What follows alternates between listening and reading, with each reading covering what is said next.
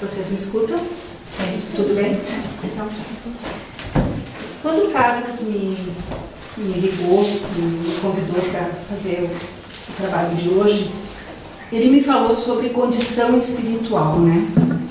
Eu pensei assim, como é que eu vou fazer isso, né? Condição espiritual é uma coisa tão ampla, né? Mas como quando a gente se dispõe a fazer alguma coisa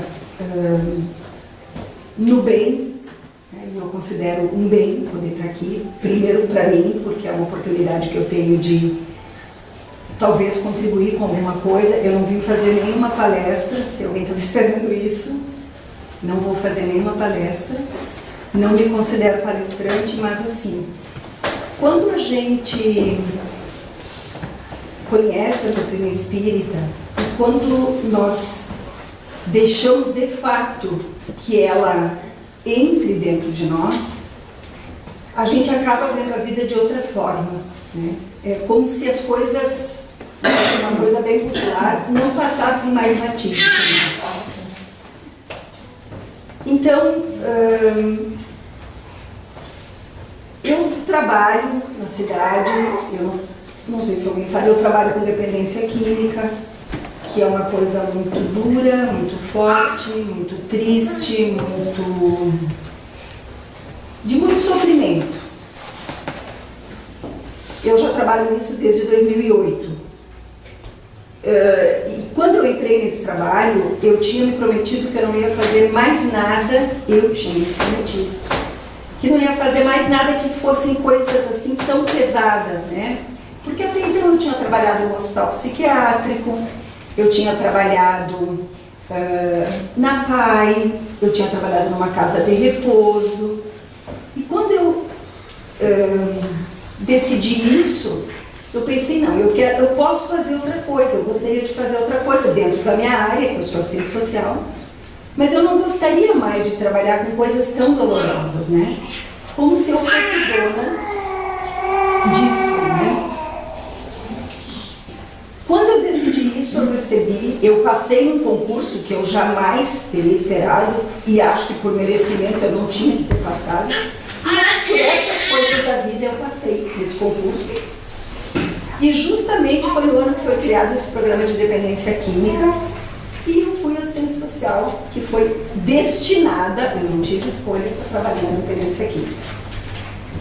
E mal eu sabia, né, que aquela que tinha decidido que não ia fazer mais nada pesado, tinha pela frente um caminho de muita dor, né, de conviver, de ver, de sentir muito sofrimento alheio. Que não tem como a gente ficar dentro disso se a gente não estiver protegida, amparada, de alguma forma esclarecida. E eu não estou falando em relação à questão da dependência química, droga, tipo, efeito, não estou falando de nada disso, estou falando da gente como instrumento de trabalho se sentir protegida. E aí eu comecei esse trabalho. Então, o que eu vou trazer para vocês aqui, para a gente pensar junto e para vocês, se quiserem levar para pensar, são algumas coisas que eu fui colhendo depois que, de fato, eu senti que a doutrina espírita estava dentro de mim. Isso não significa que eu sou uma espírita. Eu quero muito ser. Eu tenho, na medida do meu possível, trabalhado para isso, mas não significa que eu já seja. Eu acho que a gente tem um longo caminho pela frente. Porque estudar, ler, é a parte mais fácil que tem, né? Se vocês olharem lá bem no comecinho do Evangelho, diz assim, que o Evangelho tem todas as máximas do Cristo, com a leitura espírita e a sua aplicação na vida diária. Então, aí já está toda a receita pronta, né? Quer dizer, entender, ouvir, dentro da visão espírita, que é essa que a gente, eu acho que escolheu, né? Eu pelo menos escolhi, que é a que mais me conforta, que é a que mais me esclarece, principalmente em relação às desigualdades que a gente vive. Eu vinha falando com a Tati e depois com o Carlos, como a gente tem vivido dias difíceis, né? Como a gente tem vivido dias, as pessoas usam a expressão pesados. E de fato é difícil que a gente encontre alguém sem que essa frase, sem que esse comentário não apareça. Nessas minhas andanças na cidade, assim, nos meus trabalhos, nas coisas que eu observo, como eu sinto que a gente tenta entender através da visão espírita,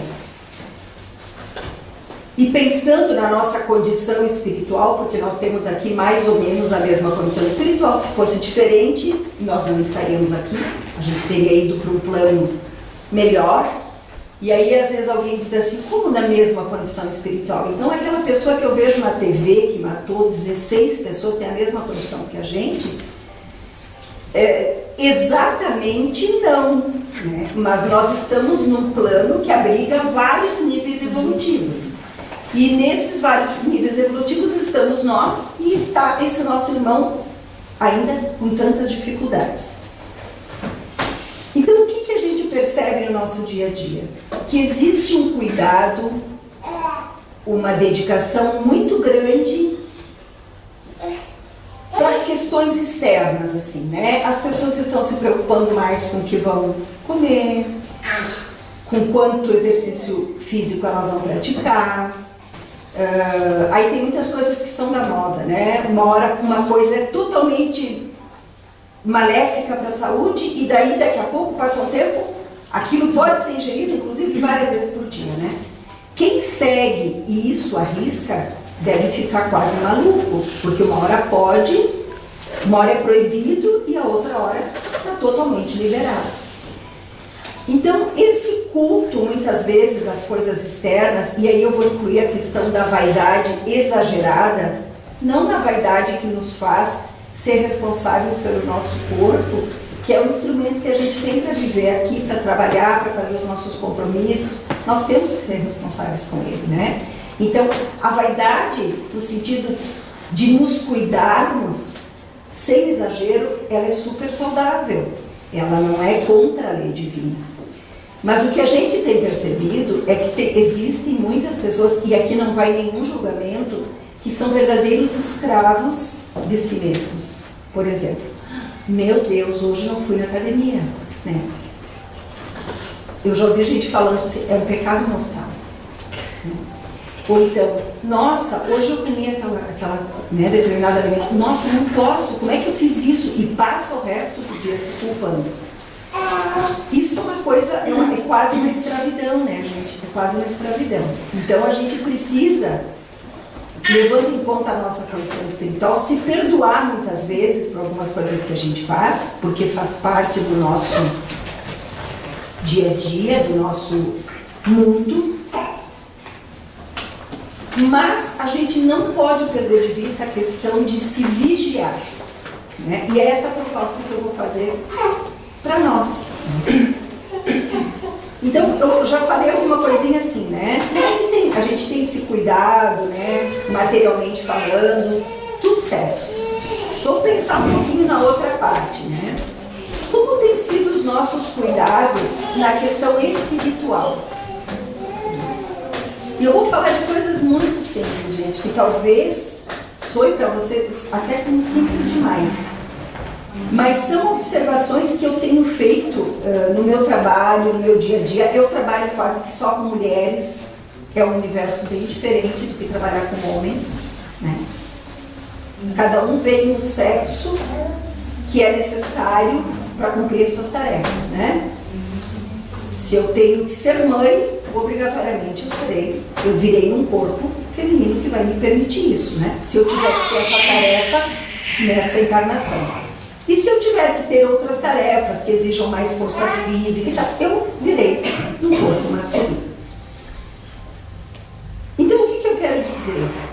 Com a parte material, praticamente ninguém precisa nos aconselhar, ninguém precisa nos lembrar. Mas a parte espiritual, com frequência, nós precisamos que alguém nos lembre que nós estamos deixando de lado. Ou que talvez a gente esteja fazendo pouco. Ou que a gente possa fazer muito mais. Então, a gente já viu que o corpo é importante, nós temos responsabilidade sobre ele, a gente não pode encurtar a nossa vida aqui por fazer mau uso dele. Porque senão nós, caso contrário, nós prestaremos conta dessa parte que a gente roubou da gente mesmo, né? Por exemplo, uma pessoa que vem mais ou menos compromissada no grupo familiar, no grupo de trabalho, em todos os grupos que ela participa, para ficar em torno de 70 anos, se ela com 45 anos resolve que a vida está muito dura aqui, e é o que eu ouço no meu trabalho, e ela vai, não tá dando, quero resolver isso, né? E a gente recém passou o Setembro Amarelo, né, que se falou muito do suicídio. Esse tempo que a gente encurta, a gente fica devendo. Isso explica as mortes prematuras, por exemplo. Nossa, aquele menino tinha 15 anos, era cheio de vida, como é que foi acontecer isso com ele? Se ele não procurou. Nossa, aquele rapaz recém passou numa faculdade de medicina, né? Olha que coisa que foi acontecer com ele. Ele teve um aneurisma. Normalmente as mortes prematuras, elas são restos de vivências, de encarnações que nós não cumprimos até o final. Tá? Eu faria um questionamento para nós. Como a gente tem lidado com a questão, por exemplo, do desprendimento, né? Eu passei pelo brechó e me lembrei disso. Como é que a gente tem lidado com esse apelo consumista que nós somos bombardeados diariamente, várias vezes por dia, seja o meio de comunicação que a gente tiver, inclusive o celular, né? Que agora não precisa mais da gente ligar a TV para alguém nos oferecer alguma coisa. É só abrir o celular, é só ligar o celular, é só olhar o celular. Então, assim, como é que a gente tem lidado com isso, né? Porque, inclusive, é muito fácil comprar hoje, né? Eu não tenho esse hábito, mas as pessoas compram sem sair de casa. Então, quer dizer, ficou muito fácil. Como é que a gente tem lidado com isso? A gente tem um bom senso em relação a isso, ou a gente se entrega? Né? Tipo assim, eu até que não estou precisando muito, mas estão me oferecendo, né? O preço parece que está bom, dá para pagar em 24 vezes, né? A coisa já está até velha e a gente continua pagando aqui, né? Porque a gente tem dificuldade, às vezes, de resistir à questão do consumismo, do desprendimento, do desapego, do despojamento. Principalmente quando a gente é bem jovem, né? Porque o público-alvo não é quem tem 60 anos. Porque quem tem 60 anos já sabe muito bem o que quer, né? Eu preciso disso, eu não preciso daquilo. Mas o público mais jovem que não sabe discernir às vezes. Os nossos filhos, os nossos sobrinhos, os nossos alunos. Então, assim, como a gente tem lidado com isso? Do que a gente tem alimentado o nosso espírito? Aí eu vou fazer uma outra colocação.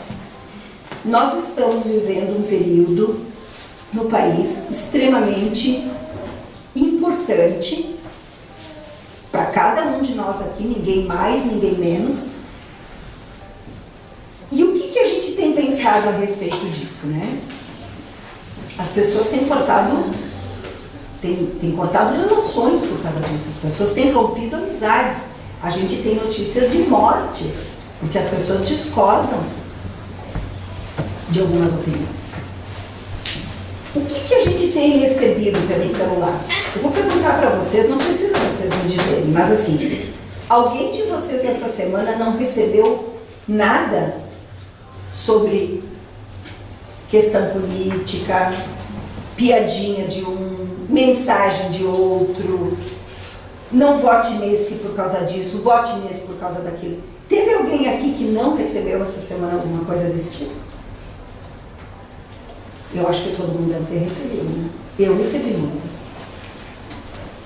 Qual é o nosso papel nesse sentido, assim? O que a gente tem feito?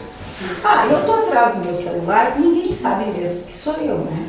Eu posso passar, repassar, ainda botar algum comentário, se eu quiser dizer isso mesmo, ou dizer isso não tem nada a ver. Então, assim, qual tem sido o nosso comportamento nas redes sociais? A gente tem sido responsável, levando em conta o nosso grau evolutivo. Ah, mas ninguém me conhece mesmo, né? Por que eu não posso repassar? Pode fazer o que quiser. Mas é certo? Me convém? Às vezes vem alguma coisa assim, coisas de televisão, assim, fulano de tal cometeu tal coisa, ou fez tal coisa com a sua companheira e tal. E a gente diz, tu viu o que veio, né? O que a televisão divulgou, o que veio no celular, que fulano de tal traiu fulana com fulana, e a gente sai vendendo a ideia, né? Como se isso fosse totalmente ilícito. Porque eu aqui atrás do meu celular, ninguém vai saber, porque eu estou passando isso adiante. Então, para a gente pensar como nós temos nos portado nas redes sociais, porque é onde a gente está se relacionando, né, gente? Ou não? Eu sou dinossauro. Na minha casa, a definição que o pessoal tem de mim é essa, porque assim, eu não tenho Face, e não é nenhuma propaganda, e não quer dizer que eu tenha absolutamente nada contra quem tem. Eu não tenho Instagram, eu não tenho a maioria dessas coisas. Eu tenho um telefone, que eu não fiquei muito contente quando eu ganhei alguns anos atrás, assim, não foi uma escolha minha, mas assim, a gente precisa, né, não dá para ir contra algumas coisas que são positivas, que tem lados muito positivos. Eu tenho WhatsApp porque eu uso muito no meu trabalho também, mas também para me relacionar um pouco com as pessoas, né? Eu consigo conversar com pessoas que, se eu fosse pegar o telefone fixo e ligar, eu não faria. Eu não falo desses aspectos positivos, eles estão aí a nosso serviço. As coisas, os bens materiais, eles estão aí para serem úteis para nós. Nós sermos proprietários deles, usufruirmos responsavelmente deles, mas não sermos escravos. Não sei se vocês viram há pouco tempo, eu vi no Fantástico uma reportagem feita em Londres de um grupo de pesquisadores que estava estudando o uso abusivo do celular, e eles faziam propostas assim: tu consegue ficar 24 horas sem teu celular? A pessoa disse assim, teve um que disse assim, mas tá doido? Como é que eu vou ficar 24 horas sem acessar o meu celular? E aí outros conseguiam ficar 6 horas, e outros conseguiram. E depois eles foram perguntando quanto tempo as pessoas tinham conseguido ficar sem o celular. E teve uma pessoa que disse assim, olha, com muito esforço eu fiquei 15 minutos me controlando para não olhar. Então vocês imaginem que, se isso é uma coisa que está virando essa grande preocupação, né? Porque inclusive tem propostas de passeios em que as pessoas não podem levar o seu telefone, porque senão elas não aproveitam o passeio. Está lá o mar, as palmeiras, e a pessoa está aqui no celular, ela não consegue desfrutar. Então, como a gente tem se portado nesse sentido? Quando eu falo disso, eu me lembro de um exemplo que uma coisa que meu pai sempre contou, que meu pai tem 85 anos, que ele tinha um amigo que tinha um carro, mas quando chovia ele não saía de carro, porque o carro molhava. E aí ele ficava muito desconfortável, muito incomodado com aquilo. Ou então, se ele se pegava na rua assim, a primeira coisa que ele fazia ao chegar em casa era secar o carro. E o meu pai dizia, mas esse cara não vê que ele é escravo do carro? O carro que tem que ser escravo dele. Agora usei as palavras do meu pai. E eu acho que é bem isso, sabe? Né? Eu acho que o que tem acontecido com a gente, se a gente não se dá conta, é que a gente fica refém de algumas coisas. Do consumismo, daquela roupa que eu vejo lá na vitrine do Andreoli, eu passo todos os dias quando eu trabalho no Posto Central, e que eu olho e digo assim, mas será que eu preciso disso? Não estou recebendo nada do Andreoli, gente, não tenho nenhum pagamento na doutrina espírita, viu? Estou citando o que eu estou vendo da minha amiga. A gente olha e diz assim, mas bem que eu podia comprar aquilo, né? Porque dessa cor eu ainda não tenho. E quando a gente se dá por conta, a gente já comprou. E aí a gente chega em casa e faz como a mãe da gente, que comprava as camisolas. Aposto que tem aqui que a mãe fazia isso também, e guardava para quando ia para o hospital. Sabia que não era só minha. Comprava muitas camisolas belíssimas e eu achava muito estranho, porque na frente da cama dela ela tem um baú e ela ia guardando essas camisolas no baú. E eu era assim, bem novinha, e eu pensava, mas por que tanta camisola? Ela nem vai ficar tão doente assim, para ir para o hospital tantas vezes. E depois, quando vai para o hospital, não dá nem tempo de pegar a camisola, não tem que bater filho, porque sai na corrida, na emergência, né? Esse exemplo da camisola, ele é muito simples, mas ele mostra que às vezes a gente compra as coisas, a gente é refém do consumismo, simplesmente pelo ato de comprar, de possuir alguma coisa. E quando a gente se dá conta, a gente está possuído por aquela coisa, porque aquilo a gente não usa. Assim como a camisola da minha mãe. As várias. Né? Que depois, né? Nem sei o que foi feito daquilo, ela ainda vive, graças a Deus, nem sei o que foi feito daquilo, porque eram muitas. Né? Quando vinha alguém oferecendo, eu vou comprar uma para quando eu for para o hospital. Então, isso é estar possuído pelas coisas, né? É comprar, por exemplo, um par de sapatos e mas hoje eu não vou usar porque afinal não é uma festa. Aí amanhã eu vou no cinema, não, tem um cinema não está dentro. Quando vê, passou um ano, passou a moda, aquilo caiu de moda, se é que dá para dizer isso, eu não sei, quer dizer, eu estou sendo refém daquilo que eu tenho. Aquilo que eu tenho está me possuindo. E o certo não é isso, né, gente? É que a gente usufrua das coisas. Porque se elas estão aí e a gente usa com responsabilidade, não tem nada na lei divina que proíba isso, né, Carlos? Não tem nada que proíba. A gente pode ter um bom carro, um carro seguro, né, uma casa segura, confortável, né, coisas boas, usufruir, desde que isso não seja de forma irresponsável, abusiva e deixe em último plano a questão espiritual. E aí eu gostaria de fazer um outro questionamento assim. A gente tem feito boas leituras. Eu tenho uma aluna, eu dou aula de italiano. Eu tenho uma aluna, um dia falando em italiano sobre hobby, né? Lazer, hobby. E ela, quando chegou na vez dela de falar, então as pessoas foram falando, né? Ah, eu leio, eu gosto de caminhar, eu gosto de ir no cinema. E quando chegou nela, ela assim, teve uma reação muito inusitada, porque ela disse assim, eu não faço nada, né? Porque eu passo o dia nesse telefone, eu não consigo mais ler, eu não consigo mais fazer nada, porque é uma coisa que eu não controlo, eu ia dormir cedo, eu não consigo mais ir dormir cedo, porque quando eu vejo, passaram-se 2 horas e eu não saí do telefone. Foi um desabafo dela.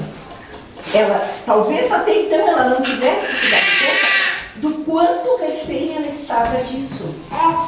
E eu vou voltar a dizer, o uso responsável, ele não tem nenhum problema. As coisas estão aí a nosso serviço, a nosso dispor, para que a gente faça um bom uso de uma coisa que eu vejo lá na vitrine, que eu acho que pode ser bom para mim. Não é que eu vou comprar só e estritamente o que eu estou precisando. Nós ainda somos muito evoluídos e a gente ainda comete, ainda se satisfaz muito momentaneamente no material. Eu também sou assim. Eu também tenho as minhas dificuldades de resistir a algumas coisas. Mas eu confesso para vocês que eu não deixo de sentir um certo desconforto quando eu exagero. Aí eu sinto que, opa, tenho que dar uma vigiada nisso aí. Então eu acho assim que é muito importante que a gente se pergunte, pois até a gente recebe uma mensagem, né? Pelo WhatsApp, por exemplo, para quem tem. E é uma mensagem que eu vou passando. Claro, tem mensagens que são tão lindas, tão construtivas, que antes da gente chegar no final, a gente já está com vontade de passar para as outras pessoas. Não é disso que eu estou falando. Eu estou falando daquelas outras coisas que, se a gente parar um pouquinho e pensar, não tem nada de construtivo. Pelo contrário, de pejorativo, de desrespeito. Poxa, vocês estão vendo na TV os artistas com uma camiseta com R aqui do ladinho, dizendo, né, que a gente precisa respeitar. Será que seria necessário que alguém fosse lá na televisão e dissesse que a gente precisa respeitar uma pessoa que não é da mesma cor que a gente, uma pessoa que usa o cabelo diferente da gente, uma pessoa que tem ideias diferentes da gente? E eu não estou falando aqui de fazer propaganda gratuita sobre certos assuntos. Não é isso que eu estou falando, né? Eu trabalho com dependência química e a gente tinha um grande aliado por uns anos, que era a proibição de aparecer na bebida, na televisão, novelas, seriados, pessoas ingerindo bebida alcoólica e fumando. Isso foi um grande aliado nosso. Até que, imagino que por alguns interesses comerciais, isso caiu por terra. Se vocês observarem, eu observo porque está no meu dia a dia. Isso está liberadíssimo. As pessoas chegam em casa e tomam alguma coisa para relaxar, e aí eles terminam a academia, eles tomam alguma coisa para relaxar, mas não é água. E aí a gente vê as pessoas fumando, e isso é um grande desserviço para nós que trabalhamos com dependência química, e para a doutrina espírita, que prega que a gente tem que se desapegar das coisas materiais, muito principalmente dos vícios, que são coisas que a gente tem dificuldade de resistir. Tem o vício do cigarro, tem o vício das outras drogas, tem o vício do consumismo, tem o vício do telefone, tem o vício da comida, tem o vício de consumir, tem N tipos de vícios. E nós estamos imersos nesse universo. Subindo com a Tati, ela disse assim, pois é, né, esses dias tão pesados, né? E eu disse, sim, tão pesados, né? E acho que tu me disse assim, talvez seja um pouco por causa da questão política, essas coisas. Talvez, eu imagino, gente, que não seja talvez. Vocês pensem nesse universo, que é o nosso país, desse tamanho, com todas as pessoas que vivem aqui, que estão com as mesmas preocupações que nós. Então a gente está vibrando numa sintonia em que talvez um dos maiores sentimentos, ou um dos sentimentos mais presentes, seja a preocupação. Isso gera boa energia? Claro que não. Claro que ter preocupação também significa que a gente quer fazer uma escolha melhor, consciente, responsável. Mas esse sentimento de preocupação, ele gera uma energia.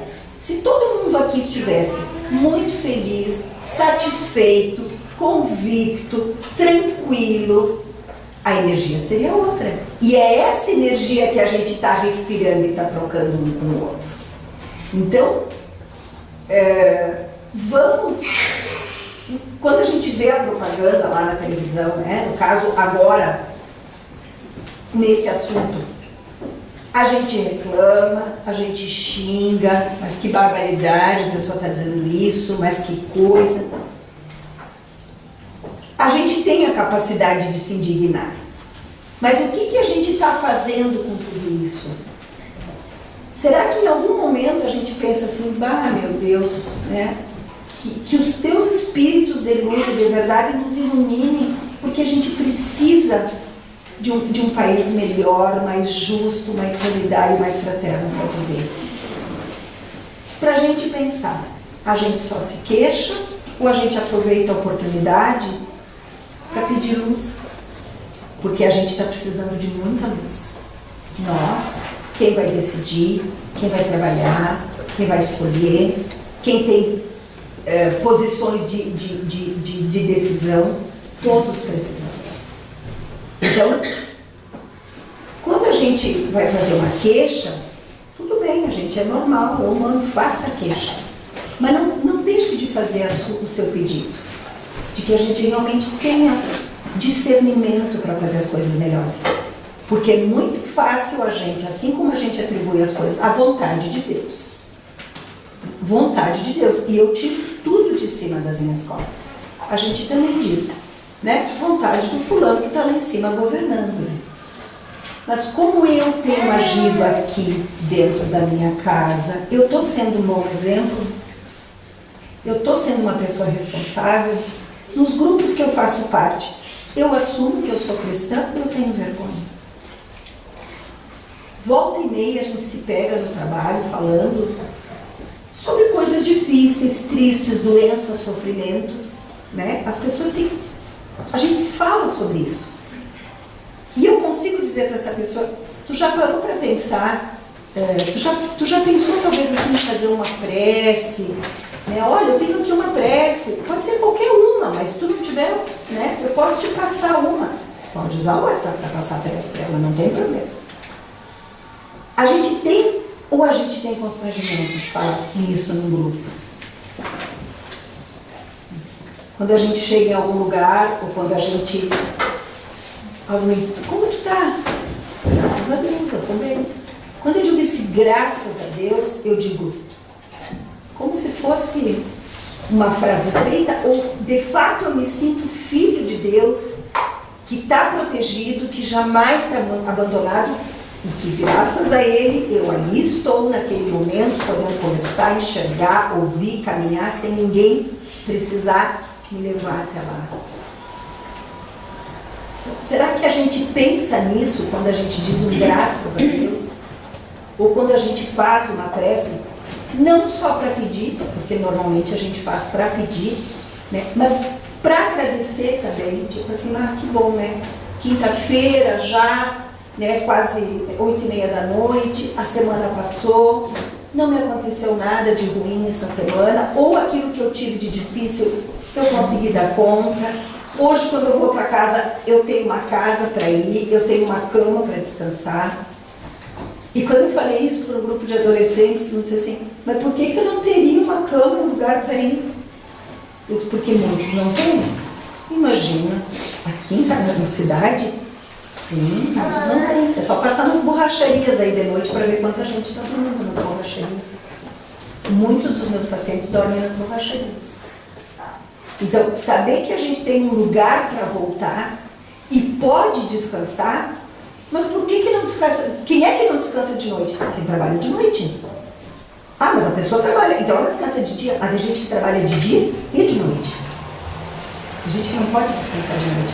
E quando a gente vai para a cama e diz assim, nossa, como eu estava precisando desse descanso, né?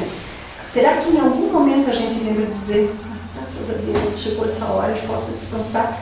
E amanhã, e que eu tenha boas experiências no meu semi-desprendimento, porque eu acho que todo mundo sabe que a gente fica semi-liberto de noite, né?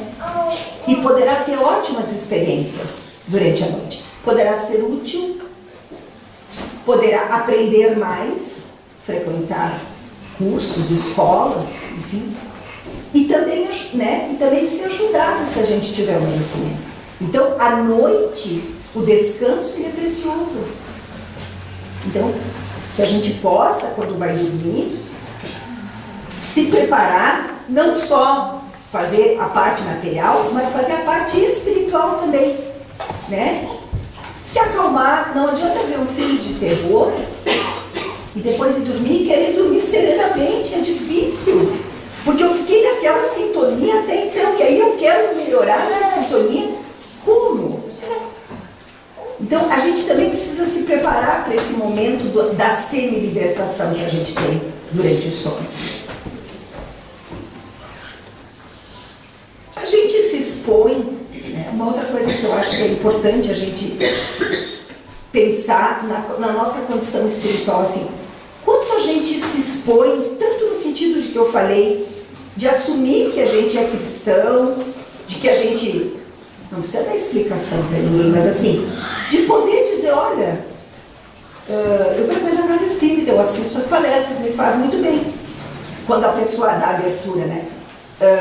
Tu podes ir também, é uma coisa que é livre, né? Já pensaste em ler alguma coisa nesse sentido? Por isso que eu perguntei antes assim, né? A gente tem dado alguns minutinhos para a leitura, e eu não estou falando de quantidade, eu estou falando de qualidade. Quer dizer, mas eu tenho muito sono de noite, eu tenho muito sono, eu acho que, não sei, leia 5 frases. Abre uma mensagem lá do Minutos de Sabedoria, eu acho que isso dá para aguentar de olho aberto. Vai dormir um pouquinho antes, ou então não leia quando vai dormir, leia antes, mas assim, que tempo do dia a gente tem tirado para ler alguma coisinha que seja construtiva? Podemos olhar outras revistas, claro, não tem nada contra na lei, né? Mas que tempo nós temos dedicado para alguma coisa que de fato seja construtiva? Né? Não estou falando que tem que ler todas as obras básicas, seria excelente. Elas estão aqui à disposição. Mas a gente pode abrir o Evangelho. Mas eu não sei fazer prece. Não tem problema, na última parte do Evangelho tem uma coletânea de prece. Tu escolhe o que tu quiser. Se nós temos vontade firme, não tem nada que nos impeça. Nada. Mas eu não tenho tempo, é muito complicado para mim. Não leia, então. Não leia. Pense. Medite. Né? Quando a gente passa na rua e vê um irmão da gente, que nessa vida está em piores condições, ali deitado, sentado na rua, eu posso olhar para ele e dizer assim, olha meu irmão, eu posso pensar, não preciso dizer para ele. Se eu quiser dizer, tudo bem, se eu conseguir. Meu irmão, que tu consiga superar essa prova, que eu imagino quanto difícil esteja sendo. Só feita a prece. Feita a prece. Mas eu só gosto de rezar com Maria e Pai Nosso. Não tem nenhum problema, desde que tu faça de coração. Então, o que eu quero dizer é que, na nossa condição espiritual, e eu falava isso com o Carlos antes, talvez nós nunca tenhamos estado tão necessitados de termos aonde um porto seguro para nós ancorarmos. De saber que o dia que vem pela frente é difícil, mas que não vai nos faltar ajuda. Isso não quer dizer que não terão dificuldades. Sim, terão as dificuldades. E eu imagino que cada vez maiores, porque essa é a nossa condição aqui. Mas para as dificuldades maiores, certamente virá uma ajuda maior. A gente tem feito a prece em casa, assim, né? Pode chamar de culto do Evangelho, realização do Evangelho, prece em casa, como quiser. Nós estamos conseguindo tirar algum tempinho da nossa semana, não é do dia, é da semana, para fazer isso no nosso lar. Vocês sabem que os espíritos relatam nos grupos que eles reconhecem as casas que fazem o Evangelho no lar, porque essas casas têm uma aura luminosa. Assim como a pessoa que é voltada para o bem, não quer dizer que ela não tenha defeitos, dificuldades, problemas, mas a pessoa que é esforçada no bem, ela também tem uma aura que os espíritos reconhecem. E se nós temos filhos, alguém na nossa responsabilidade, é maior ainda a nossa responsabilidade em dizer que naquele momento as pessoas se afastam do celular, se afastam da TV, se afastam do computador, a criança para de brincar para a gente poder fazer uns minutinhos de oração em família. Se tem uma medicação que funciona sem receita médica, é essa. E está ao nosso alcance, né, gente? Está ao nosso alcance. Mas eu não posso, assim, fixar um dia da semana porque a gente tem... Não tem problema. Faz o dia que tu pode. É porque não dá pra gente ficar 15 minutos porque a criança faz 5. Uma vez eu atendi no fraterno lá de Bento uma moça que estava em regime semiaberto. Você sabe o que é isso, né? A pessoa trabalha de dia e de noite, vai dormir na prisão. E ela estava num trabalho, ela saiu escondida daquele trabalho, veio no centro espírita para fazer uma orientação e estava com muito medo, ela tinha que voltar logo para aquele trabalho, porque volta e meia eles dão uma incerta nesses trabalhos para ver se o pessoal está lá. Você não está fazendo coisa errada. Né? Ele é confiscado no regime semiaberto. E aí ela relatou uma série de coisas assim, pensem num sofrimento imenso, e eu disse para ela, Tu pode levar o evangelho, a gente consegue o evangelho para ti e tu leva. Não posso levar. Imagina, não vai durar meia hora o evangelho na minha mão. Isso aí vira mercadoria de troca. Enfim, eu não tinha o que dizer mais para ela. Eu não tinha mais o que dizer. Eu disse, olha, ore, eleva o teu pensamento. Deus está vendo você. Deus não deixa de lado o pessoal que está cumprindo pena perante os homens. Faça a tua oração. Então, se essa moça lá dentro da prisão pode, por que nós não podemos? Então, essa foi uma moça que veio num atendimento fraterno e que, assim, foi o único caso desse tipo que eu atendi, né? Mas ela tinha vontade, ela tinha intenção, ela estava movida por uma coisa boa. Então, certamente ela não deixou de ser atendida. Então, será que nós não podemos? A gente às vezes se justifica tanto, mas eu não tenho tempo para isso, mas eu não posso fazer aquilo, né? Ou então, muitas vezes, assim, a gente tem um parente no hospital, né? Mas eu não posso ir lá, me faz tão mal ir lá. Mas tu não vai lá para tu ficar bem, tu vai lá para levar o teu conforto para aquela pessoa que não está bem. Então, às vezes, a gente tem um cuidado exagerado no sentido de não vou fazer aquilo que isso aí vai... eu não gosto, não posso ir ver essas apresentações de crianças portadoras de deficiência, porque eu fico muito triste. Pois é, será que a gente não tem que trabalhar mais isso da solidariedade na gente, né? São nossos irmãos. Às vezes mais que os de sangue. Então a gente não vai fazer uma coisa necessariamente porque aquela coisa vai nos fazer bem. E visitar um doente no hospital, que esteja, por exemplo, em estado terminal, é uma coisa muito triste. Mas se eu não vou lá levar o meu afeto, o meu apoio, não é uma atitude que acarreta. O que vai dar mais alegria para essa pessoa lá? Pode ser que ela não esteja consciente. Mas ela nem consciente, tá? Não importa. O espírito dela recebe. E quando ela, se tiver que partir, lá do outro lado, os recados vão chegar todinhos.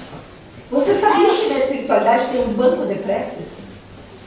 Se eu oro por alguém e essa pessoa não está necessitada, vai para esse banco de preces, como se fosse um banco de sangue. E da medida em que a pessoa precisa, aquilo vem para ela em forma de fluido. Eu acho isso muito interessante. Então, nada é perdido. Qualquer bom pensamento que eu fizer para alguém, vai chegar para essa pessoa. O contrário também é verdadeiro. Se eu pensar negativamente sobre uma pessoa, essa energia, primeiro, eu que recebo, né? E depois acaba chegando naquela outra pessoa. Então, veja como a gente tem a responsabilidade, não é só naquilo que a gente faz, é naquilo que a gente sente, naquilo que a gente pensa. Eu posso passar o dia odiando alguém e as pessoas acharem que eu sou a pessoa mais feliz do mundo. Mas ali dentro de mim, eu tenho um sentimento muito ruim por alguém. Essa pessoa nunca vai saber, mas eu sei. E eu sou a responsável. Eu questionaria também assim, como a gente tem sido no nosso local de trabalho, né? A gente tem sido cristão no nosso local de trabalho, a gente tem sido um bom colega. Alguém que diz assim, olha, fulano, eu estou aqui, se tu precisar, eu estou aqui. Não precisa tu dizer o que a pessoa tem que fazer para sair daquela situação. Mas tu pode dar o teu ombro, olha, se tu precisar, ou se tu precisar que eu te escute, eu estou aqui. Deus ajuda as pessoas através das pessoas. Não vai vir um anjo lá de asinha luminosa para me intuir. Pode ser que chegue, né, uma pessoa e me dê uma ideia assim, mas que ideia essa pessoa me deu, né? Que sorte eu tive. Para a doutrina não tem sorte e azar. Nossa, que sorte, né? Aquele caminhão passou antes. Se fosse o nosso carro atrás, não era a vez da gente, não é sorte nem azar. Porque Deus não criou as coisas assim. Nós somos todos iguais e temos as mesmas oportunidades e temos o livre-arbítrio para poder escolher. Então, se não era a nossa vez, não ia ser aquele carro que estava logo atrás. Vocês ouviram falar de um acidente aéreo há um tempo atrás, que tinha em torno de 400 passageiros, era lá no Oriente. E uma criança sobreviveu. Mas que sorte dessa criança, né? Não é sorte, ela não tinha que desencarnar naquela hora daquele motivo.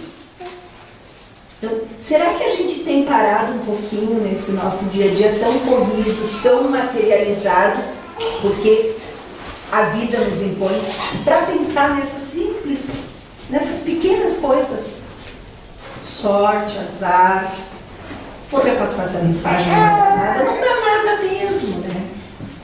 Não importa se dá ou se não dá. Eu estou fazendo o que é melhor, me convém fazer isso, me convém ter tantas coisas, às vezes, que não são necessárias. Será que me convém? Será que se eu conseguir resistir a uma coisa que não me é necessária, eu não vou me sentir mais liberta? É uma experiência para fazer, né? Uma experiência. Quando a gente vê uma notícia de uma tragédia, né? A gente se lamenta, às vezes a gente até chora. Será que a gente lembra de fazer uma pequena prece para que os espíritos que vão atender, principalmente quando tem essas coisas em massa, né? Essas tragédias em massa, será que a gente ocupa essa notícia que a gente está vendo e diz assim, eu efetivamente não posso fazer nada, eu não posso ir lá ajudar, mas eu posso fazer uma prece e esse fluido que eu movimento em mim positivo vai ser levado pelas equipes espirituais e vai auxiliar no alívio da dor, né? Encaminhando espíritos que porventura tenham desencarnado nessa tragédia, nesse desastre, enfim. Então, o mundo está aí nos oferecendo muitas oportunidades, mas o que a gente tem feito com isso? Muitas vezes nos justificando pela falta de tempo. Eu não posso. Puxa, mas logo sábado, que é o dia que eu descanso. Às vezes é um sábado e um ano. Será que a gente não pode mesmo? Para a gente pensar, não é cobrança. Para a gente pensar, mas o que se eu fizer um esforcinho a mais eu não consigo?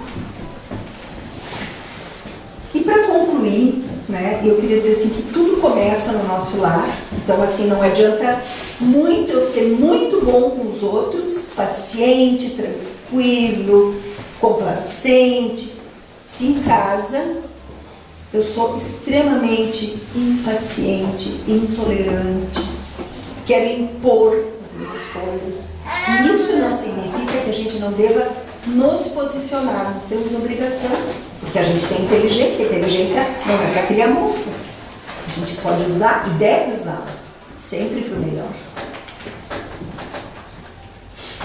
E que a gente, de fato, a gente deixa a nossa pequena marca nesse mundo, né? Nessa encarnação. Lá no nosso local de trabalho, lá com a pessoa que nos atende na loja, com o nosso paciente que chega, né, com um perfume insuportável, às vezes, né? Porque ele não tem onde morar. Como é que eu quero que ele tome banho se ele não tem onde morar? Então, eu posso auxiliar ele, às vezes eu não posso. Às vezes eu não posso, eu não tenho nada para fazer por ele, porque ele não adianta nem a gente encaminhar para o médico dar medicação, porque ele não tem um copo para tomar água. Entende como é difícil isso às vezes? Então, talvez materialmente eu não possa fazer nada por ele, mas espiritualmente eu sempre posso. Então, eu posso, num pensamento, dizer assim, que tu possa ser ajudado, meu irmão. Se for por mim, que eu seja um bom instrumento, se for por outras pessoas, mas que tu possa ser ajudado dentro da tua necessidade e do teu merecimento. Então, a gente sempre pode. Então, gente, era isso. Espero que eu não tenha aborrecido ninguém. Eu vou dizer para vocês, esse trabalho eu fiz mais ou menos assim, lá no Caminho da Luz essa semana. E eu disse para o Carlos, olha, eu não sei bem por que eu fui por esse caminho, nem lá, nem aqui. Eu tinha 2 temas que eram mais ou menos, não eram iguais. Mas intuitivamente, durante, assim, quando eu pensava em como eu ia fazer isso, algumas frases foram vindo. Eu tenho certeza que uma grande parte não é meu, porque eu acho que eu nem pensaria muito nessas coisas. Eu me sinto mais como uma portadora de recursos hoje. É assim que eu me sinto. Então, assim, que de fato a gente possa pensar um pouco nessas coisas. Primeiro eu. Porque se eu tô aqui, eu devo ser, aqui tenho o carnê um pouquinho maior. E que vocês levem para a vida de vocês. Talvez assim a gente pense um pouquinho mais na hora de perder a paciência, ou na hora de passar uma mensagem que talvez não seja construtiva. Na hora de pensar assim, não, mas talvez eu possa conversar um pouco mais com meu filho em vez de ficar. Porque a gente vê isso, né? Aquelas cenas que eu acho muito interessantes, assim. Uma família de 4, pai, mãe, 2 filhos, e cada um, ou no seu telefone, ou no seu notebook, ou no seu tablet, jantando juntos. Eles estão ocupando a mesma mesa, jantando juntos. Isso não é normal, gente. Não vamos encarar isso como normalidade, porque isso não é normal. Então, que dentro das nossas condições, no nosso lar, no nosso local de trabalho, nos grupos que a gente faz parte, que a gente possa fazer um pouquinho a diferença. Sendo um pouquinho mais cristãos.